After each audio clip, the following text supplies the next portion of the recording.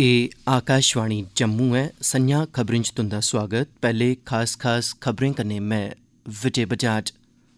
प्रधानमंत्री नरेंद्र मोदी होरें आखेआ है जे पूरी दुनिया अज्ज भारत गी माल तैयार करने आह्ले इक बड्डे केंद्र दे रूपै च दिक्खा करदी ऐ ते मेक इन इंडिया अभियान मुल्ख गी एह् मौका उपलब्ध करोआंदा है जे ओह् दुनिया भरै गी अपनी असल समर्थ दस्सी सकै। केंद्री गृह मंत्रालय ने जम्मू कश्मीर च विलेज डिफेंस ग्रुप कायम करने गी अपनी मंजूरी देई दित्ती है। लेफ्टिनेंट गवर्नर हुंदे सलाहकार भटनागर होरें सिड़क हादसें सरबंधी आंकड़ें दा व्यापक अध्ययन कीते जाने पर बल दित्ता है। उनें कानून नाफिज करने आह्ली एजेंसिएं गी आखेआ है जे ओह् सिड़कें कंढे निर्माण सरबंधी नियमें दी खलाफवर्जी उप्पर रोक लान। ते मुक्ख सचिव होरें डिजी लॉकर ते उमंग बारै कार्यशाला दा उद्घाटन कीता। जम्मू कश्मीर सरकार 173 सेवाएं गी ऑनलाइन उपलब्ध करोआ करदी है। गलतियें ते भ्रष्टाचार गी हटाने आस्तै भविक्ख च होर बी सेवाएं गी इस दायरे हेठ आह्न्नेआ जाग। खबरें दी तफसील कोला पैह्ले इक जरूरी सनेहा। हुन जिल्लै कोरोना वायरस दे नमें रूप ओमिक्रॉन करी अजें बी चैंता बनी दी ऐ, अस अपने श्रोतें गी अपील करने आं जे ओह् सोह्गे रौह्न ते पूरी चाल्ली टीकाकरण करोआई लैन ते कन्नै 15 कोला लेइयै 18 ब'रें तोड़ी दी बरेसू दे बच्चें समेत होरनें लोकें दे टीकाकरण च मदाद बी करन। मेहरबानी करियै राजी बाजी रौह्ने आस्तै 3 सखल्ले उपाएं दी पालमा बरोबर जारी रक्खो। मुंहै पर मास्क पाओ, आपूं चै 2 गज दा सुरक्षित छिंडा रक्खो ते हत्थें ते मुंहै गी साफ सुथरा रक्खने पर चेचा ध्यान देओ। कोविड मुतल्लक कोई जानकारी या मार्गदर्शन हासल करने लेई तुस राष्ट्री हैल्पलाइन नंबरें उप्पर संपर्क करी सकदे हो। एह् नंबर न 0112397804 ते दूआ नंबर है 1075। हुन खबरें दी तफसील कन्नै श्रुति खजूरिया। प्रधानमंत्री नरेंद्र मोदी होरें आखेआ है जे पूरी दुनिया भारत गी माल तैयार करने आह्ले इक बड्डे केंद्र दे रूपै च दिक्खा करदी ऐ ते मेक इन इंडिया अभियान कन्नै इसलै बेशुमार संभावना जुड़ी दियां न। उनें इब्बी आखेआ जे मेक इन इंडिया अभियान भारत दी जरूरत होने दे कन्नो कन्नी मुल्ख गी एह् मौका बी उपलब्ध करोआंदा है जे ओह् दुनिया भरै गी अपनी असल समर्थ दस्सी सकै।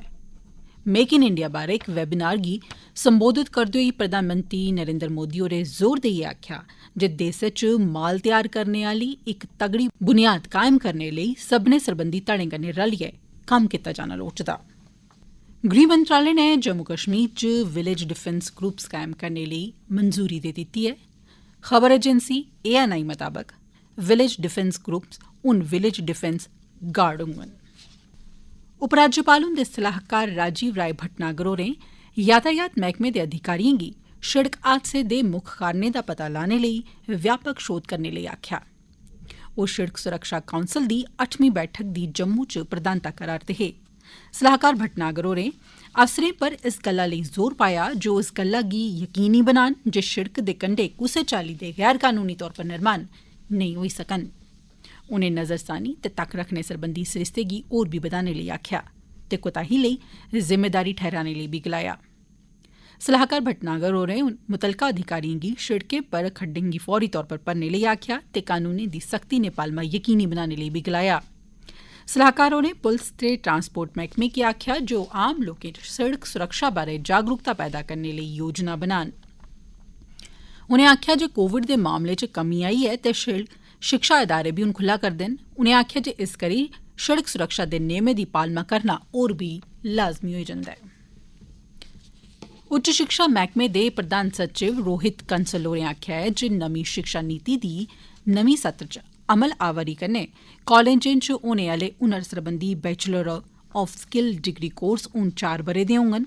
एह्दे च इक विकल्प होग जे खीरी ब'रे च विद्यार्थी शोध करी सकदे न जां फ्ही इसी ऑनर्स कन्नै मुकम्मल करी सकदे न। कालेजें गी राष्ट्रीय हुनर विकास कारपोरेशन कन्नै जोड़ेआ जाग तां जे विद्यार्थिएं गी हुनर दी सिखलाई दित्ती जाई सकै। इस नमीं नीति तैह्त सारे कालेजें गी शोध ते नमीं काह्डें सरबंधी केंद्र च तब्दील बी कीता जाग। सारे कालेजें गी NAC थमां मान्यता बी हासल होग। डोडा जिले च स्कूलें दे परतियै खुल्लने दे पैह्ले ध्याड़े पलेसा दे तहसीलदार नसाक उल फारूक होरें हायर सकैंडरी स्कूल गंदोह ते गंदोह जोन दे होरनें सरबंधित स्कूलें दा दौरा कीता। स्कूलें च विद्यार्थियें ते अमले गी संबोधित करदे होई उनें अमले गी हिदायतां जारी कीतियां जे ओह् कोविड मताबक लोड़चदा व्यवहार अपनाने गी लेइयै सब्बै बंदोबस्त करी लैते जाना यकीनी बनान। भारत दी आजादी दा 75वां ब'रा शुरू होने दे सिलसिले च आकाशवाणी जम्मू दा क्षेत्रीय समाचार एकांश जम्मू यूनिवर्सिटी दे डिपार्टमेंट ऑफ स्टूडेंट्स वेलफेयर दे सहयोग कन्नै पेश करा'रदा ऐ विशेष प्रश्नोत्तरी आजादी का Amrit Mahotsav quiz India at 75। एह्दे तैह्त हर सोमवारें बडलै 9 बजे आह्ले डोगरी बुलेटिन च इक सोआल पुच्छेआ जंदा ऐ जेह्दा जवाब श्रोता साढ़े ईमेल एड्रेस india75quiz@gmail.com पर भेजी सकदे न। जेतुएं दी ताल पर्ची राएं कीती जंदी ऐ ते उंदे नाएं दी घोषणा अगले रोज मंगलवार बडले आह्ले डोगरी बुलेटिन च कीती जंदी ऐ। श्रोताएं अग्गें अपील ऐ जे जवाब दे कन्नै अपना पूरा पता बी लिखन तां जे जेतुएं गी सर्टिफिकेट डाक राएं उंदे घरें तगर पजाए जाई सकन। श्रोताएं अग्गें इब्बी अपील ऐ जो सर्टिफिकेट थ्होने मगरा ओह्दे कन्नै अपनी इक सेल्फी खिच्चियै बी असेंगी इस्सै ईमेल आईडी पर भेजन तां जे अस उसी अपने सोशल मीडिया पर अपलोड करी सकचै। एह् खबरां तुस आकाशवाणी जम्मू परा सुना'रदे ओ ते हून बाकी दियां खबरें कन्नै विजय बजाज। मुक्ख सचिव डाक्टर अरुण कुमार मेहता होरें जम्मू दे कन्वेंशन सेंटर च डिजी लॉकर ते उमंग बारै इक कार्यशाला दा उद्घाटन कीता। एह्दा सरिस्ता जम्मू कश्मीर दे पढ़े लिखे दे अमले गी मते महत्व आह्ली फ्लैगशिप डिजिटल सेवाएं डिजी लॉकर ते उमंग बारै जानकार बनाने आस्तै कीता गेआ। इस मौके पर अपने संबोधन च डाक्टर अरुण कुमार मेहता होरें आखेआ जे जम्मू कश्मीर नै पैह्लें गै ई सेवाएं गी शुरू करने च मती प्रगति हासल कीती दी ऐ ते मुल्ख भरै च ई आफिस दी अमलआवरी च ओह् दूई थाह्रै पर ऐ। उनें आखेआ जे डिजिटल सेवाएं कन्नै गलती ते भ्रष्टाचार दी संभावना घट्ट होई जाग। मुक्ख सचिव होरें जानकारी दित्ती ऐ जे इसलै 173 ऑनलाइन सेवां नागरिकें गी उपलब्ध करोआइयां जा'रदियां न ते होर सेवाएं गी ऑनलाइन तरीके कन्नै उपलब्ध करोआने आस्तै संभावनाएं दा पता लाया जा करदा ऐ। सांबा जिले दे इक उन्नत करसान बलदेव राज ने स्ट्राबेरी दी खेती करियै अपने जीवन च सकारात्मक बदलाव आह्न्नेआ ऐ। आकाशवाणी समाचार जम्मू कन्नै गल्ल करदे होई उनें आखेआ जे ओह् पिछले 15 ब'रें थमां स्ट्राबेरी दी खेती करा करदे न। होर जानकारी दिंदे होई उनें आखेआ मैं एक किसान है कि जिन्ने मैं स्ट्राबेरी लगाई दी है। अज्ज कोला 15 साल पहले मैं जेह्ड़ी स्ट्राबेरी शुरू कीती ही, मैं जेह्ड़ी जगह लेई ही एह् ठेके पर लेई ही। मैं उत्थे स्ट्राबेरी लांदा हा ते उसमें दिक्खेआ कि एह्दे च शैल पैसे मिगी आवा दे न ते शैल मेहनत कीती मैं 1-2 साल मिगी लास भी होया तां भी मैं स्ट्राबेरी जेह्ड़ी लांदा रेहा। ओह्दे बाद मैं दिक्खेआ कि एह्दे च स्ट्राबेरी च जेह्ड़ा आमदनी जेह्ड़ी पैसा जेह्ड़ा ठीक ठाक आवा दा। ओह्दे बाद फिर मैं केह् कीता कि अपनी जगह हा मेरे कोल, मैं अपनी जगह तैयार कीती। अज्ज 2021 च मैं जेह्ड़ी स्ट्राबेरी है 20 कनाल लगाई दी है ते मैं चाहना कि किसान डिपार्टमेंट कन्नै मिलन, जेह्ड़ियां स्कीमां आ रही गौरमेंट दियां इन्नियां अच्छी स्कीमां आ रही न और ओह्दा फायदा पूरा लैन। रामबन गनोट राबता शिड़कै पर पेश आए दे इक शिड़क हादसे च 3 लोक जख्मी होई गे न। एह् हादसा उसलै पेश आया जिसलै इक गड्डी जेह्ड़ी छब्बा थमां रामबन जा'रदी ही शिड़कै थमां रुलकियै हेठ डूंह्गी खड्डै च जाई पेई। सभनें जख्मियें गी जिला अस्पताल रामबन लेता गेआ जित्थुआं गंभीर तौर उप्पर जख्मी होए दे द'ऊं जने गुलाब सिंह ते मशकूर अहमद गी जीएमसी जम्मू रैफर करी दित्ता गेआ। मुक्ख सचिव डाक्टर अरुण कुमार मेहता होरें आखेआ जे योजना, निगरानी ते विकास मैह्कमे गी अपनी समर्थ गी तगड़ा बनांदे होई जम्मू कश्मीर च विकास योजनाएं दी अमलआवरी च सुधार यकीनी बनाना लोड़चदा ऐ। मुक्ख सचिव होरें एह् गल्ल योजना मैह्कमे दी जायजा बैठक दौरान आखी। बैठक च योजना मैह्कमे दियां सचिव सुषमा चौहान होरें दस्सेआ जे प्रधानमंत्री विकास पैकेज तैह्त 25 प्रोजेक्ट सबूरे करी लैते गेदे न ते होरनें 4 प्रोजेक्टें गी इस माली ब'रे दे अखीरै तगर सबूरा करी लैता जाग। उनें गलाया जे टिकाऊ विकास दे लक्ष्यें बारै केंद्र शासित प्रदेश दे सूचकें सरबंधी ढांचे गी नीति आयोग कन्नै मुकदा रूप देई दित्ता गेदा ऐ। इस मौके इब्बी दस्सेआ गेआ जे जम्मू कश्मीर ने 11 निशानें च सुधार दर्ज कीता ऐ ते टिकाऊ विकास आह्ले लक्ष्यें सरबंधी सूचकांक च हून बेहतर थाह्र हासल करी लैती दी ऐ। डाक्टर मेहता होरें मैह्कमे गी सलाह् दित्ती जे ओह् होरनें सरबंधत मैह्कमें कन्नै रलियै इस गल्लै गी यकीनी बना जे अगले 3 म्हीनें दे अंदर अंदर टिकाऊ विकास दे लक्ष्यें सरबंधी सूचकांक च जम्मू कश्मीर उपलब्धियां दर्ज करने आह्ला प्रदेश दा दर्जा हासल करी लै। जम्मू कश्मीर च भर्थी अभियान दे दूए चरण दे इक हिस्से दे तौर उप्पर सरकारै 12,379 असामियें दी शनाख्त कीती ऐ जिनेंगी भर्थी एजेंसियें गी रैफर कीता जा करदा ऐ। गृह मंत्रालय दी 38 सफ़ें आली इक रिपोर्ट च एह् खुलासा कीता गेआ ऐ जे जम्मू कश्मीर दे मते सारे मैह्कमें च असामियां खाली न ते प्रशासन ने हाल च गै इक उच्च स्तरी कमेटी दा गठन कीते दा ऐ तां जे इस गल्लै गी यकीनी बनाया जा जे इनें असामियें गी नमें भर्थी नियमें मुजब गै पुर कीता जाग।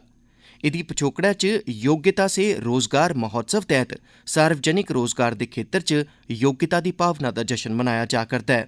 उआं भर्थी प्रक्रिया च इक रूपता आह्नने आस्तै सरकारै JKPSC ते JKSSB गी भेजे गेदे मते चिरे थमां बकाया पेदे इश्तेहारें गी रद्द करी दित्ता ऐ तां जे नमें नियमें ते जरूरतें मुजब तेजिया कन्नै नमीं भर्थी प्रक्रिया रंभ कीती जाई सकै। फौज पास्सेआ विश्व वन्य जीवन दिवस दे मौके पर अज्ज रियासी दे डांडीहाला ते गुलाबगढ़ च युवाएं लेई पेंटिंग प्रतियोगिता ते जागरूकता लैक्चर दा सरिस्ता कीता गेआ। इस आयोजन दा मकसद वन्य जीवन कन्नै जुड़े दे बक्ख-बक्ख पहलुएं ते ओह्दिएं खूबसूरत किस्में दा जश्न मनाना ते युवाएं गी वन्य जीवन दे संरक्षण बारै जागरूक बनाना बी ऐ। खरी मती गिनतरी च युवाएं बड़े उत्साह कन्नै इस कार्यक्रम च हिस्सा लैता ते अपनी कला दा प्रदर्शन कीता। कार्यक्रम दे अखीरै च बच्चें गी सम्मानित बी कीता गेआ। आखिर च खास खबरां इक बारी परतियै। प्रधानमंत्री नरेंद्र मोदी होरें आखेआ ऐ जे पूरी दुनिया अज्ज भारत गी माल तैयार करने आह्ले इक बड्डे केंद्र दे रूपै च दिक्खा करदी ऐ ते मेक इन इंडिया अभियान मुल्ख गी एह् मौका उपलब्ध करोआंदा ऐ जे ओह् दुनिया भरै गी अपनी असल समर्थ दस्सी सकै। गृह मंत्रालय ने जम्मू कश्मीर च विलेज डिफेंस ग्रुप कायम करने गी अपनी मंजूरी देई दित्ती ऐ। सलाहकार भटनागर होरें शिड़क हादसें सरबंधी आंकड़ें दा व्यापक अध्ययन कीते जाने पर बल दित्ता ऐ। उनें कानून नाफिज करने आह्ली एजेंसिएं गी आखेआ ऐ जे ओह् शिड़कें कंढै निर्माण सरबंधी नियमें दी खलाफवर्जी उप्पर रोक लान। ते मुक्ख सचिव होरें डिजी लॉकर ते उमंग बारै कार्यशाला दा उद्घाटन कीता। जम्मू कश्मीर सरकार 173 सेवाएं गी ऑनलाइन उपलब्ध करोआ करदी ऐ। गलतिएं ते भ्रष्टाचार गी हटाने आस्तै भविक्ख च होर बी सेवाएं गी इस दायरे हेठ आह्न्नेआ जाग। एह्दे कन्नै गै खबरें दा एह् बुलेटिन समाप्त होआ।